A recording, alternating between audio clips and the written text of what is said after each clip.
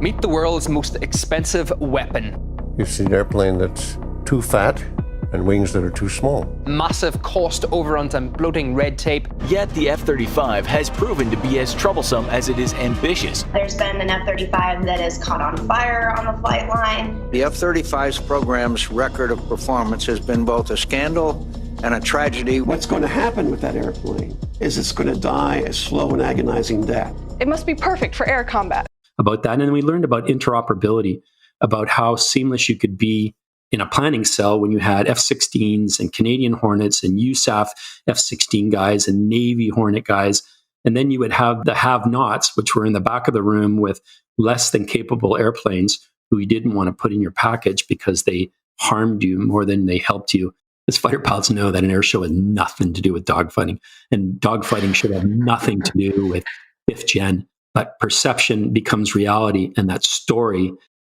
In the case of F-35, every time we land, all the world knew what had happened immediately. And so we had the whole world looking at us in a microscope. Mm-hmm. The program wasn't racing ahead as promised in the beginning, with lots of stumbles and hurdles along the way.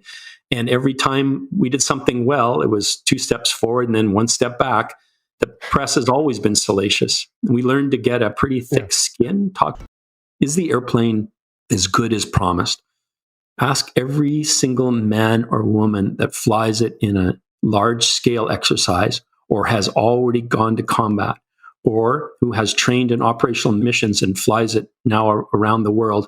And I bet you won't find a single soul that would go back away from F-35 because they've come to believe in its effectiveness, its lethality, and its survivability. And it's starting to earn legs. It has really turned minds around of the operators of the air forces that use it. Israel, it was quoted as saying, in legacy airplanes, you adapt an airplane to the armed forces. In the F-35 case, you adapt the armed forces to the F-35. The people that overpromised in the beginning, whether they were military or in the contractors, they've long since moved on. There is a humility that comes in this program and has been for the last decade. Fifth Gen is a product of $50 billion and 20 years of research work in laboratories to create the technologies that you now see in F-35. And they include things like fusion, but they include the 3-bearing swivel nozzle, which is the nozzle that makes the short takeoff and vertical landing aircraft work. They are the technologies for electric-driven actuators, not the old hydraulic systems that you and I know from a Viper and a Hornet or an Eagle. They are the technologies that advance the radar capabilities, the electro-optical targeting systems that enhanced fusion software for sensor fusion, that worked on advanced stealth coatings. Those 20 years of research all fit in to where we get with F-35 to build airframes, 1, 2, 3 different types, that need to fight those wars. I think the one recurring theme that we'll come back to throughout our discussions of how hard F-35 is to do is total software integration.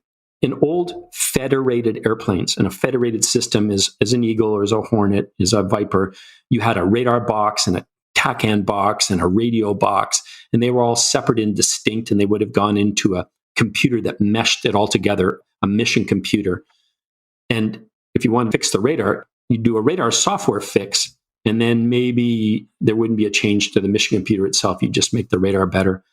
F-35 is a place where everything's connected. And if you change one thing, you change everything. And the software integration of that is an enormously complex effort.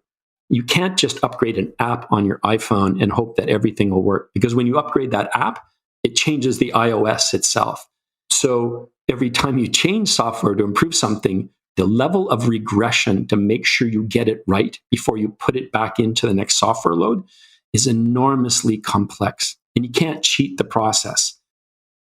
So let's back out and say, do I mind having a F-35A, B, or C? And I flew all 3 variants. Right. You know, the only difference was takeoff and landing between all 3 of them. Really? Sorry, there's a gas difference between the B and the A, a little bit more with the C. But otherwise, they're the same jets. And I could accommodate with the C model landing on the boat. But otherwise, they're pretty much the same airplanes. And if I could have that much commonality, I'd make them all do the same thing. Because in the end, what I really want is seamless interoperability.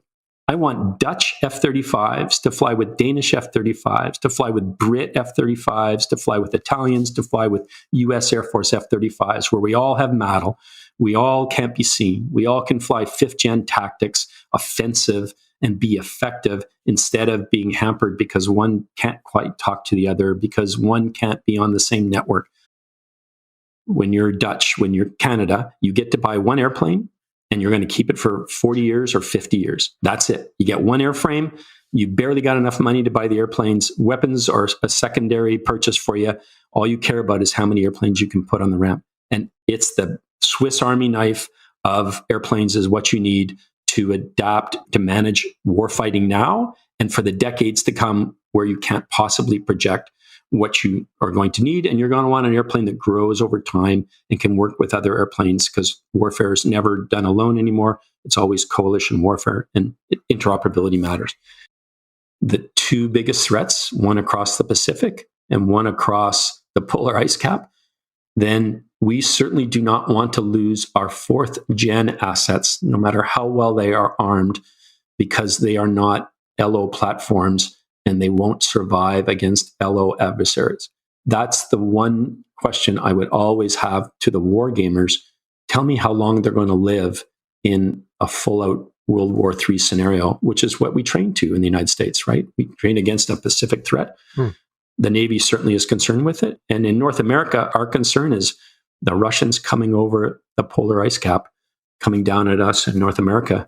Will those fourth-gen assets, as good as they are, and that new F-15 is a fabulously capable airplane, far beyond what the legacy gray Eagles were, will it survive against an LO airplane, which they will outnumber us and potentially outstick us, meaning their missiles will outrange our missiles, potentially? Yeah. And that's my question. And I don't have an answer for that.